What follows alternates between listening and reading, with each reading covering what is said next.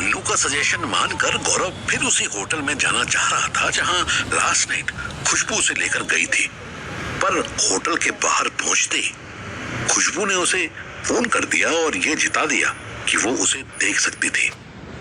खुशबू ने गौरव के पास कोई चॉइस नहीं छोड़ी थी। गौरव एटीएम से 10,000 रुपए निकालने जा भी रहा था कि उसको प्रेडिक्टेबल होना एक गाली जैसा लगने लगा। उसको गुस्सा आ गया। वो वापस मेन रोड पर आया और पैदल ही नियरेस्ट पुलिस स्टेशन की तरफ जाने लगा।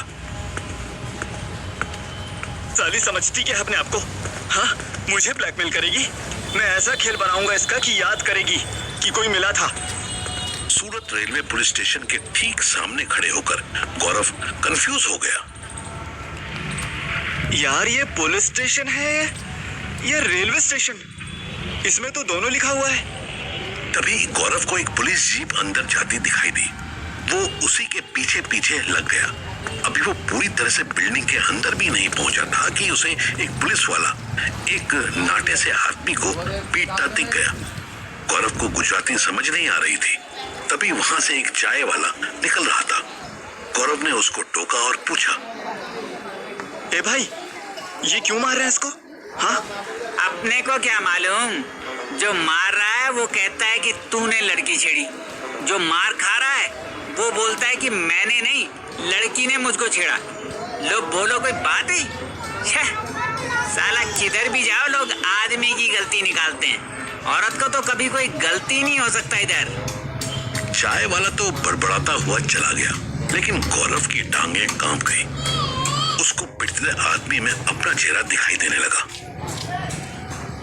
गौरव बाबू, भलाई इसी में है कि चुपचाप एटीएम से पैसे निकालकर उसके मुंह में ठूसते रहो। ज्यादा होशियारी के चक्कर में कहीं लेने के देने पड़ गए ना तो जॉब भी हाथ से जाएगी। अरे जब सैलरी ही नहीं होगी तो 10,000 बचा के क्या कर लोगे? फिर एक अननोन नंबर से कॉल आने लगा। गौरव समझ गया कि ये वही कमीनी थी जो अपडेट मांग रही थी। हेलो, बोलो। Why so sad, sir? ATM में कैश नहीं था क्या? So sad, sir. ATM में कैश नहीं था क्या? था, निकाल लिया है। बताओ कहाँ आना है? कोई आने की जरूरत नहीं है। होटल डिम्पल में जाओ, वहाँ एक सजेशन बॉक्स होगा। उसमें कैश डालो और मस्ती से अपनी लाइफ जियो। एंजॉय करो। हाँ? साली कमीनी, इंडियन होकर एक नाइट का 10,000 लेती है। कुतिया, तुझे पाप लगेगा। I love doing pop. कल रात तुम कौन सा पुण्य कर रहे थे या कर रहे थे? हाँ? बताओ। ए सुनना, 10,000 तो तूने ले लिए। चल कोई बात नहीं, अब कम से कम आज रात फिर से मिल ले। यार, कल इतना थका हुआ था ना कि ठीक से एंजॉय भी नहीं कर पाया। गला दबाकर मार तो नहीं डालेगा ना? यार, मैं मक्खी तक नहीं मार सकता, तुझे क्या मारूंगा? Predictable answer. चलो तुम सजेशन बॉक्स में पैसे डालो और रात को फिर उसी होटल में रुकना। मेरा मूड हुआ तो मैं आ जाऊंगी। आप खुश? हाँ, बहुत खुश हुआ। चलो मिलता हूँ, बाय। साली कमीनी, मैं कुछ भी बोलूं तो मुझे प्रेडिक्टेबल कहती है। गौरव फिर वापस होटल डिम्पल की तरफ चल दिया। हालांकि पुलिस स्टेशन से निकलते ही उसने सोच लिया था कि अब वो कोई होशियारी नहीं करेगा, लेकिन पैदल चलते चलते उसके माइंड में एक और आइडिया आ गया। वो फिर स्माइल करने लगा। लंबी वॉकिंग के बाद वो होटल के एसी एटमॉस्फेयर में घुसा तो उसे थोड़ी राहत मिली। सूरत की गर्मी चिपचिपी भी थी। इस टाइम रिसेप्शन पर रात वाला लड़का नहीं था। उसकी जगह कोई सूट पहने आदमी खड़ा दो गेस्ट से हंस के बात कर रहा था। एंट्रेंस के पास ही गौरव को सजेशन बॉक्स दिख गया। उसने जेब से 500 के 2 नोट निकाले और सजेशन बॉक्स में ऐसे छुपा के डाले जैसे कुछ चोरी कर रहा हो। उसे उम्मीद थी कि रिसेप्शन पर खड़े आदमी की नजर उस पर पड़ गई होगी। गौरव अपना काम करने के बाद आराम से सोफे पर आकर बैठ गया और अननोन नंबर पर कॉल मिलाई। The number you have dialed does not exist. गौरव ने उसी नंबर पर मैसेज भेज दिया।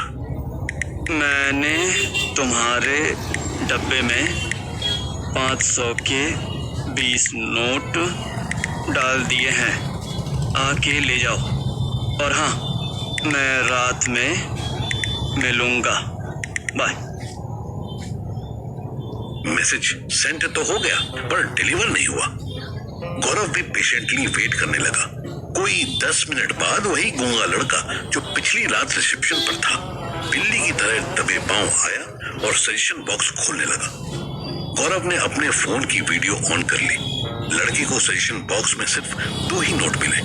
वो परेशान होकर बार बार अंदर झांकने लगा, पर बाकी नोट होते तो उसे मिलते। ये 2 नोट उसने अपनी जेब में रखे और सजेशन बॉक्स को बंद करके चलता बना। गौरव मुस्कुराया। 5 मिनट भी नहीं बीते होंगे कि खुशबू का कॉल आ गया। तुम अपने आप को बहुत होशियार समझते हो ना? रुको, मैं तुम्हारा ऐसा खेल बनाती हूँ कि जिंदगी में कभी बोलोगे नहीं तुम। हाँ? अरे पर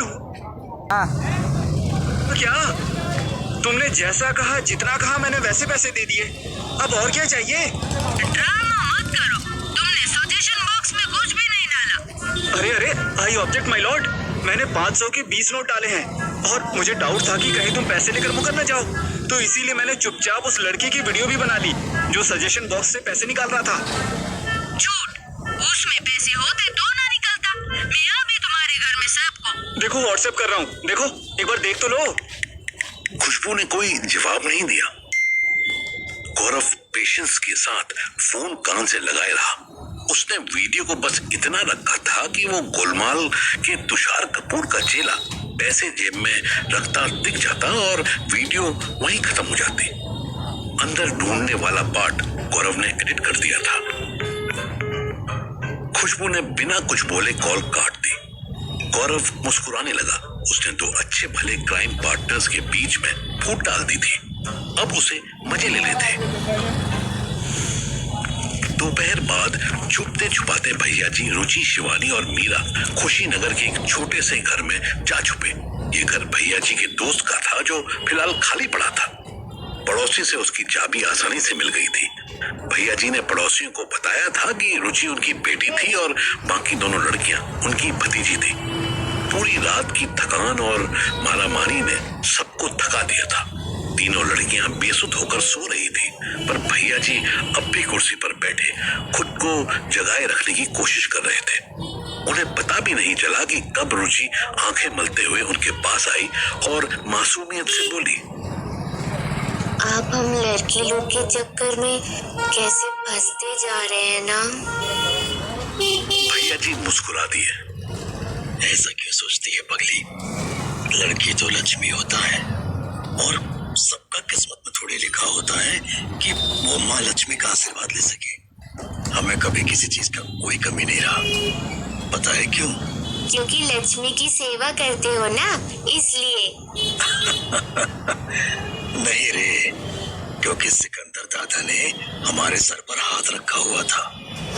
हमारा दुकान, घर, व्यापार सब उन्होंने ही बनवा के दिया है। अब अंत समय में उनको हमारा थोड़ा मदद लग गया तो समझो 100 एहसान में से कोई आधा उतर गया। रुचि कुछ सेकंड तक भैया जी को यूं ही देखती रही, फिर अचानक से उनके गले लग गई और छोटी बच्ची की तरह गोद में आ गई। भैया जी अचकचा गए। उनमें इतनी हिम्मत नहीं थी कि वो रुचि को गले से लगा सके, पर रुचि को तो जैसे उनमें बिल्कुल अपने पिता दिखाई दे रहे थे।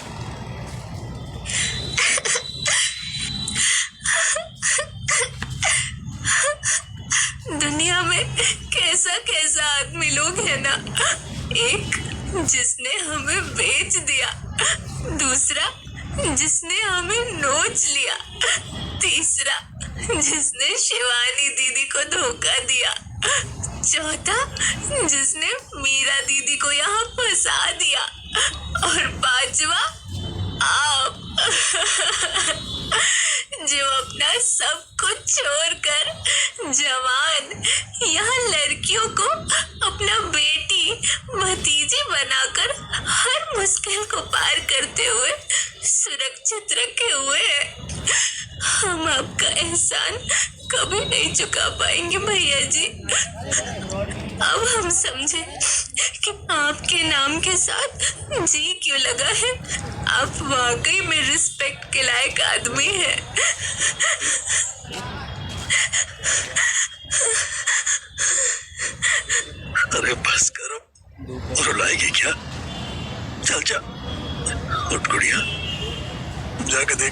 जल्दी लोग उठे कि नहीं? सबको भूख लग रहा होगा ना? रुचि गले से अलग हटी और फिर नजर भर के भैया जी को देखने लगी। क्या हुआ? ऐसे क्या देखती है? ओ, गुड़िया कह दिया इसलिए? सॉरी रुचि महारानी, जाइए बाकी रानियों को भी जगाइए। नहीं, आप गुड़िया कह सकते हैं, आप अच्छे आदमी हैं। रुचि भैया जी की गोद से उतरी और अंदर कमरे में चली गई। शिवानी की भी नींद खुल चुकी थी। उसने रुचि को आता देख उसके सर पे हाथ फेरा। एक बार दिल्ली पहुंच जाए तो हम तुम्हें पटना भेज देंगे। तुम्हें अपने राघव के पास जाना है ना? सच कहे दीदी, अब तो राघव से भी डर लगने लगा है। पता नहीं क्या कर दे हमारे साथ। अरे सब लड़के एक जैसे नहीं होते बेटा, क्या पता वो अच्छा हो। इतने समय से जानती हो ना उसे। आप भी तो मन्नू को कितने समय से जानती थी ना। देखिए तो कैसा निकला वो। ब्याह किए बैठा है और आपको कानों कान खबर तक नहीं। शिवानी कुछ न बोली।